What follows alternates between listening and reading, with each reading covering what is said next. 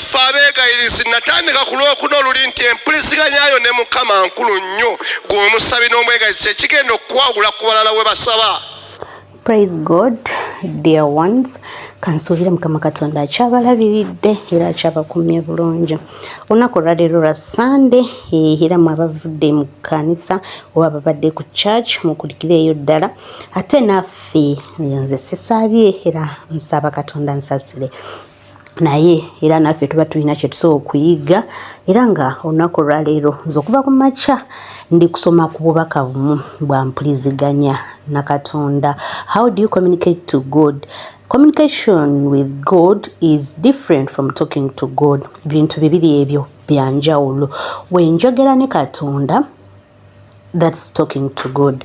And if I communicate to God, it means tuli kuwuliziganya. Ampuliza nange nkola ki nange muwuliza. Twogera ne Katonda mu ngeri nnyingi. Osobola okwogera ne Katonda through praying. You can talk to God through fasting, through praise, worship, bingi byosobola okubanga oyogera ne Katonda. Naye wali wabadikawo ne weebuuza gwe Katonda ayogera atya naawe? Apart from ebirooto kuba kyemmanyi ebyo bye tusinga okuyigako bye tusinga okusomako engeri Katonda gy'ayogeramu naffe. Yes, so apart from ebirooto oyina ngeri ki gy'omanyi Katonda gy'asobola okwogeramu naawe? Njagala na ku assignment nkakulekera olunaku olwaleero era njagala ompe answer yo. Yes, ompe answer yo, giteeke wansi awo mu comment section ombuulire, how does God communicate to us? Okitegeera wali obaddekaawo n'osaba like ng'ofokasinze ku kintu kirala and then ekirowoozo ekirala ne kikujjira. Nofuna ekirowoozo ekirala n'okyusa omulamwa gw'okusaba n'odda ate ku kintu ekirala. Wali obaddeko mweyembeera, it means God is communicating to you about something. Ebintu ebimu Katonda bitulaga era nga atutaasa mu ngeri emu oba endala. Okitegeera nze kyali kintuuseeko era nga kintuukako nnyo nembeera nga nsaba nga ndi mu mwoyo nenyikidde nnyo. Ogenda okulaba nga ate kyensabirira kikyuka, nva ku kino nenzira ku kirala. Okitegeera. So there is so many ways we can communicate to God, so many ways. Era nga zengeri nazo Pastor Buyungo zazze okubanga akusomesaako olunaku olwaleero. It's a Sunday when atagenze ku church, buno obubaka mukwano obwetaaga. Sigo ekatagenze ku church wabula naawe nga nate tomanyi Katonda ngeri gy'alina kwogeramu naawe. Kubanga gwe oyogera naye nnyo naye ate ye tomanyi ngeri gy'ayogera naawe. Nkusaba mukwano video eno ogirabe empanvu mukko, si empanvu ennyo. Naye nkusaba ogirabe ogiwulirize bulungi. Nate ofunemu ekyo kyosobola okubanga oyiga kubanga trust me buno bubaka nze bunkoledde era bunyambye kuva ku makya obwedda bwempisayisaamu amaaso. Remember today is a Sunday, we are home, so we have a lot of time to know more about God. Katonda bankumire abampeera omukisa mweraba. Kati malayika n'abuusibwa n'amukomako. Kyebayita omukomako nti abeera ng'agamba nti kati nze ninayo kyenzize nakyo nga ggwe omwoyo osobola okukwata essaala n'osaba ng'olina oluusi ky'osabira omwoyo ayinza okuyingirawo n'agamba kyusa essaala sabira abaana abali mu kisulo.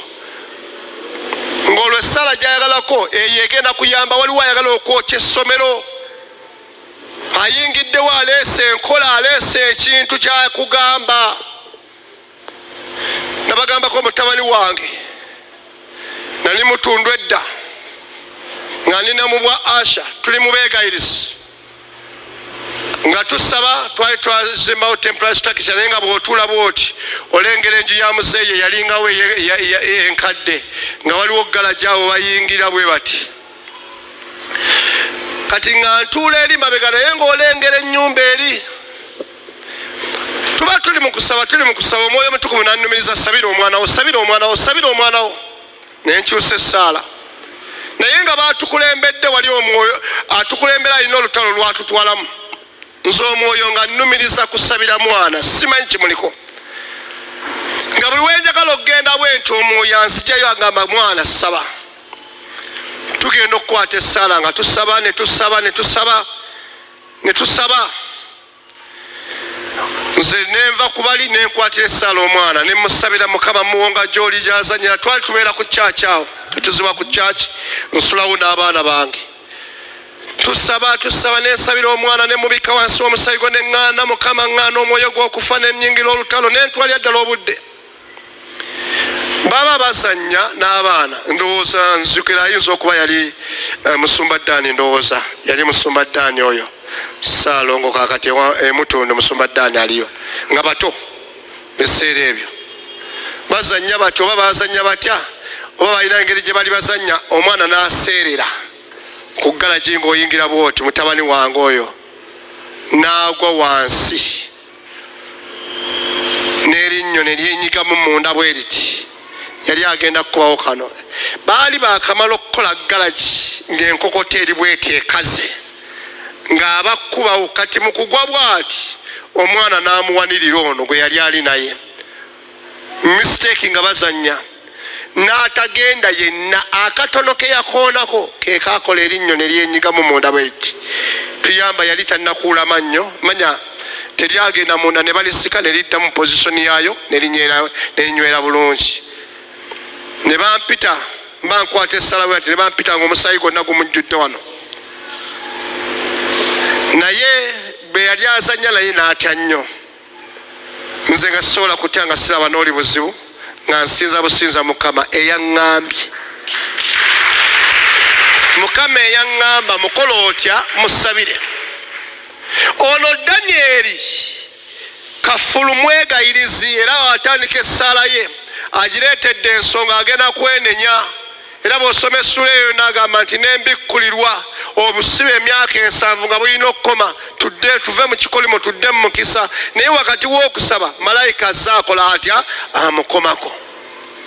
Bwe yamukomako yakola atya? Genda mu maaso owulire. Njala nnyo bw'oba osaba obeere ng'oli mu mwoyo. Ate omwoyo bw'ajjanga alina ekipya ky'aleeta nga naawe otegeera nti mwoyo annuŋŋamya kino, mwoyo annumiriza kino. Kama yabazwe abamu oyinza okuba n'omwana wagenda dde wamuteeka dda mu kyalo, ali wa jjajjaawe ng'ali eyo, n'abali ku kibuga balowooza tozaalangako, naye abaana 6 bali mu kyalo.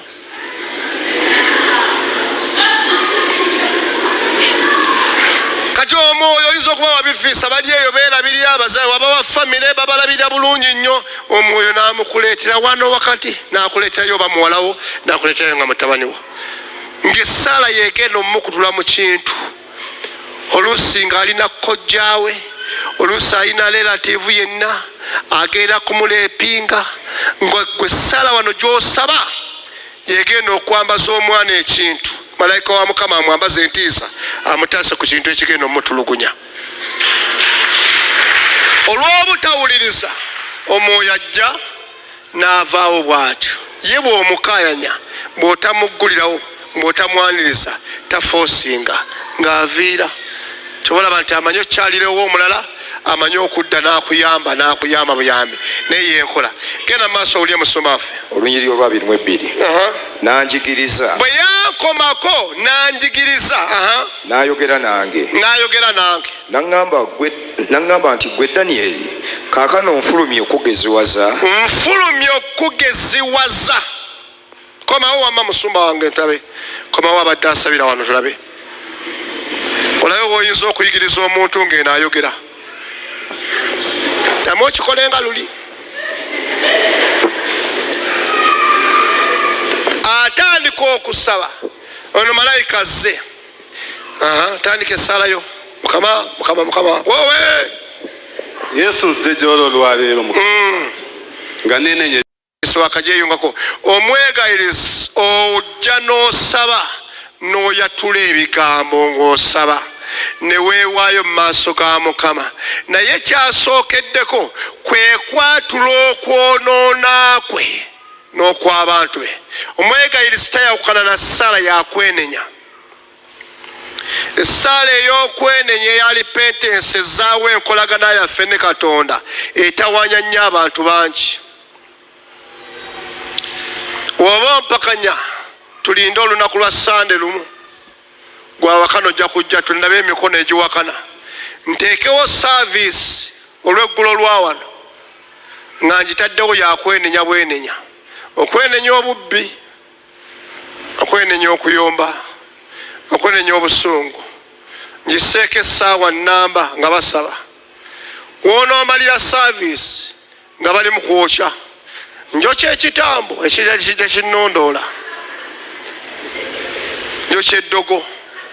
Ey'okwokya ebeeramu amaanyi mangi, abantu bagibeeramu nnyo ey'okulwana eyo, naye essaala etegeka obulamu bw'okusisinkana Katonda ekulemberwa na kwenenya. Tera nnyo gamba abantu nti okwokya osookanga n'okulindako, n'osooka oleeta asobola okwokya omuliro we guva. Okwenenya yali ayatula ebisonga ze mu maaso ga Mukama nga yeenenya ku lw'ebibye n'abantu ba Mukama. Teweerekaayo ekikwenenyesa ebibyo, Katonda akwatagana naawe osobole omuwuliza ku lw'abalala. Olowooza ontegedde? Mwami wo ne we wavuddeyo yakuvumye, olaga wa? Mu balokole osiriwalidde wa Buyungo.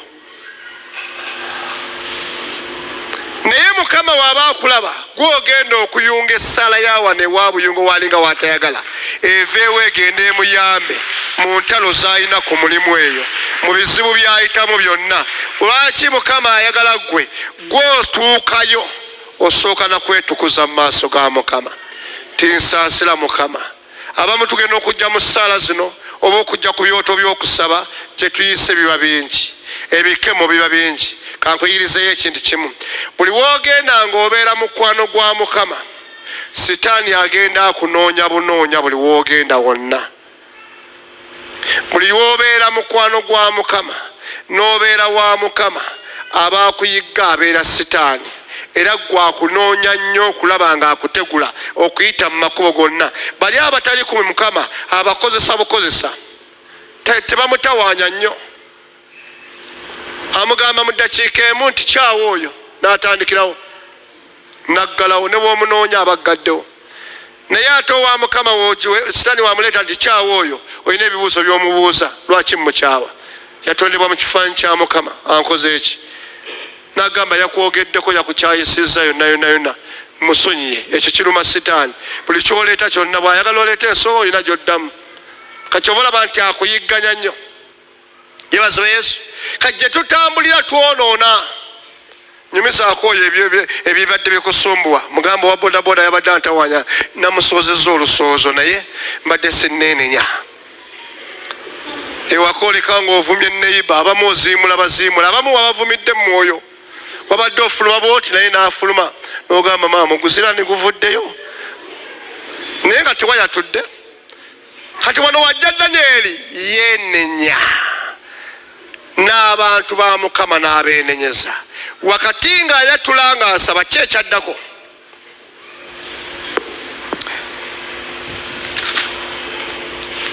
Olunyiriro lwabiri. Bwe nali njogera era nga nsaba era nga njatula okwonoona kwange n'okwonoona kw'abantu bange Isirayiri, era nga ndeeta okwegayirira kwange mu maaso ga Mukama Katonda wange olw'olusozi olutukuvu olwa Katonda wange. Weewaawo bwe nali njogera mu kusaba, omusajja Gabulyeri gwe nalaba mu ebyo bye nayolesebwa olubereberye n'abuusibwa mangu, n'ankomako nga mu kiseera ekyakisaddaaka y'akawungeezi. Weewaawo bwe nali njogera nga nsaba mu kusaba kwange, omusajja Gabulyeri n'aba gwe nalaba, Mukama yebazibwe, ebiri mu bibereberye, n'abuusibwa mangu n'ankomako mu kiseera ekyakawungeezi. Manyi kye bayita okukomako? Bampa omuzindalo wabeerewo anajja asaba, kiba kikoleko mangu.